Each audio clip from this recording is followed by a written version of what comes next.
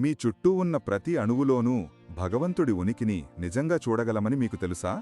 అవును, భగవద్గీతలో శ్రీకృష్ణుడు ఈ రహస్యాన్ని మనకు వెల్లడించాడు.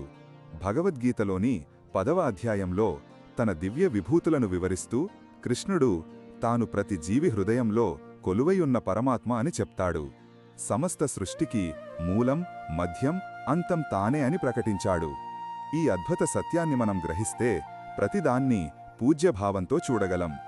ఆదిదేవతలలో విష్ణువు తానేనని, రుద్రులలో శివుడు తానేనని, వేదాలలో సామవేదం తానేనని కృష్ణుడు వివరించాడు. పర్వతాలలో హిమాలయాలు, నదులలో గంగానది, జంతువులలో సింహం, పక్షులలో గరుడు, ఇలా ప్రతి దానిలోనూ ఆయన శ్రేష్టమైన రూపంలో వ్యక్తమవుతాడు. అంతేకాదు, దైత్యులలో ప్రహ్లాదుడు, యోధులందరిలో శ్రీరాముడు, మునులలో వ్యాసుడు, పాండవులలో అర్జునుడు తానే అని చెప్పాడు. కాలానికి తానే కొలమానం, అక్షరాలలో ఓం తానే.